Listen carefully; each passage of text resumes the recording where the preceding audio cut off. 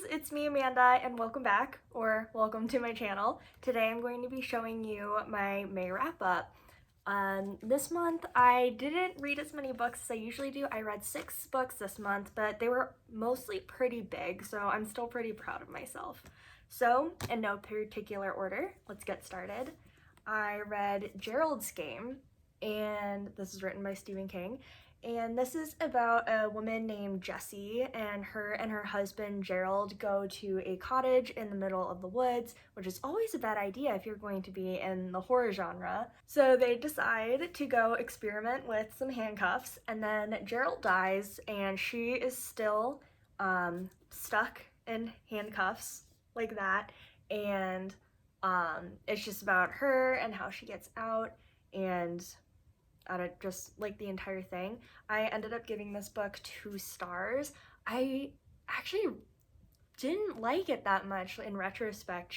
I just find that, I'm not sure if I would call this a trope, but I just find the whole like, oh, well, she's stuck and so she can't move, and it's the same thing as, like you can't run away from your past trauma and your past, it's just, it feels overdone to me. I don't like it. I find that really boring. It's like, I get it, okay, symbolism, like you're stuck, you're mentally stuck, like, okay, whatever. And then there is this like random dude who shows up, and he's supposed to be like this symbolism of death, and then it turns out he wasn't a symbolism of death. He was just like there, just like this random dude. That was, I don't know, it was weird, just some random dude that was there. I didn't like it. It wasn't very good. It wasn't my favorite Stephen King book. I definitely recommend Misery. That was definitely, I thought that Misery was a lot better and was a lot scarier. Yeah, so this was just kind of eh. Next, I read Dune. I did this as a buddy read for my Litsy account. I'll have all of that linked down below, so if you guys want to be friends, come check me out on Litsy. But, so this is my 4th time reading Dune. I read it my first time, and then my second time, and then my 3rd time I listened to it on audio. So I read this copy because it's absolutely stunning, blue sprayed edges, and it has beautiful cover art inside of it. See, you can see that too. I read it again in preparation for the movie, since I know that's going to be coming out close to the end of this month.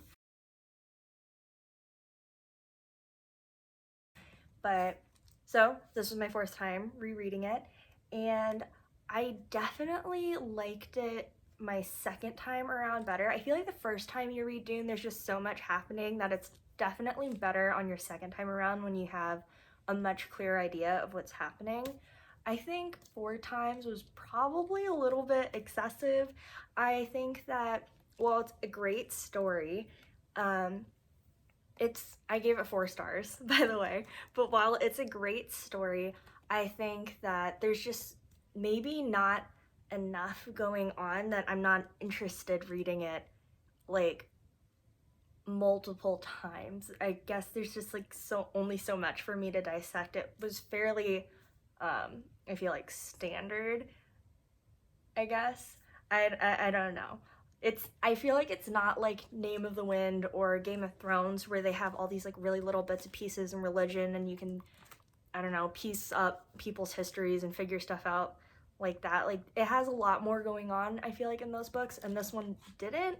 But I still really enjoy it. I just don't think I'm going to be reading it for a 5th time anytime soon. But I still really liked it. That sounds like I'm complaining a lot, and I promise you it's a good book. I just don't think I need to read it 4 times. I also read The Ballad of Songbirds and Snakes by Suzanne Collins. I gave this 4 stars. I know that this has been kind of like a controversial book. Like, a lot of people really liked it and a lot of people really didn't. If you don't know what this is about, this is a prequel to the Hunger Games following President Snow's perspective. I ended up liking it. I gave it 4 stars. It was definitely very different from what I was expecting. In the normal like Hunger Game trilogy, you had all of these like relationships, and I feel like in this book I could tell because it's a prequel, we already know how certain relationships turn out, but we weren't always able to see that in this book. So it's like if somebody in the Hunger Games and they weren't friends, and I know that they weren't friends, and then in the prequel they were friends, I didn't see them becoming not friends. And that's probably the worst, the absolute worst way to explain this, but I am not eloquent. I did not go to college for English. I went for psychology. So I'm sorry if my words don't make sense, but that's just the relationships. They were there and then they weren't there, and I didn't see the like from there to not there. Yeah. But I really thought that it was very, very interesting. Something that I wasn't a huge fan of was in the Hunger Games for this one, it takes place in a abandoned stadium, and most of like the actual like games that's going on is off screen. So if you know, like if you're going into like a stadium like where the like where the football players and like people come out, it's like a lot of the stuff's happening like behind the stands, like behind the scenes, behind the stands. I would have liked to see more of it and be less in the dark. I also really would have liked to have seen more of how the Hunger Games like became the way that we know them in the trilogy, and then especially because they were so different in this book. It was just like completely like no budget. It was like it had like completely no budget, and then it went from like no budget to the absolute like gaudiness and like excessiveness that we know in the normal Hunger Games, and I really would have liked to see that. I think that this book could have been either longer or split up into, if not a duology, then maybe another trilogy. I think that she could have took her time and explained it more. Who knows, maybe this isn't the last one, maybe they'll have more, but um yeah, I think that something that was really cool is that I really liked the way that President Snow was written.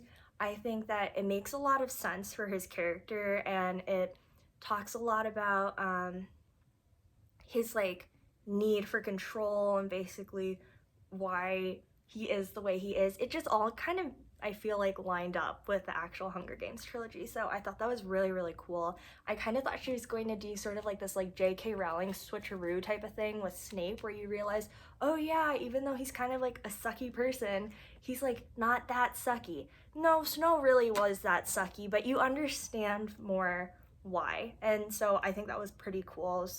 Um, Something pretty cool that she did. So if she comes out with another one, I'll definitely be reading it. Finally, this month, I am just going to do all three of these together. I finished the Galactic Milieu trilogy.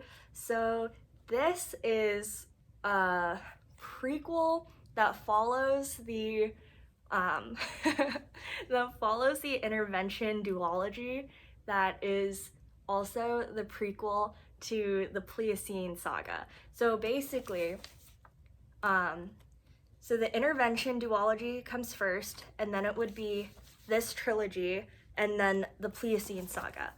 And I will probably do a review for the entire series, since that probably doesn't make any sense. It was very, very heavy on the political intrigue. There was just so much going on, and you can really start to understand from like everybody's different perspectives, just like why we should be in the galactic milieu and embrace unity, which is basically kind of like where you, I guess, kind of like mind meld with everybody else who's in the galactic milieu, all these different alien races, including us humans. So why you would want to join the unity versus why you wouldn't want to join the unity, whether by creating this sort of like symbiotic relationship with everybody, whether that would impinge on what makes us human, and whether that would just like curb our, I guess, individual autonomy, or whether it wouldn't, whether it's more whether it's better to be sort of, I don't want to say like a pacifist, but to be more I guess, like kumbaya and less aggressive. But yeah, I absolutely loved it. The perspective is from my favorite Uncle Rogie, and I just love him so much. I absolutely love this entire series. The one before this, the Intervention duology, and then the one before that, the Pliocene saga. I am just so in love with Julian May, and I am just so sad that there's not any more books in these series. I don't think I've ever heard anybody talk about the series ever. These were actually gifted to me by my dad, and I'm fairly sure that it's out of print now, which is super duper sad, but I definitely recommend this to anybody that likes hard sci-fi. She just does such a great job with her world building. I've really never like read anything like it. It was just, I can't give it enough praise, and I just don't have anything to complain about. I just loved it so much. The only thing that I wasn't a huge fan of was in Diamond Mask. I thought that the character Diamond Mask was kind of boring, but that was it. And that was just like a very, very small thing when you think about it, and how epic this world is, how much time and thought she put into it, where the technology and like all of that like advanced stuff, it doesn't sound like super crazy far-fetched. Like the technology sounds like we could have it. It just makes sense. I just absolutely love it. She must have put in so much time to just be like, I don't know, like doing her research and like thinking about this world, and I just can't give her enough credit. I absolutely love this series to death, and I cannot recommend it enough. But that's all I read this month. Let me know what you guys have been reading this month. Put it down. I would love to know in my comments, and I'll see you next time. Bye!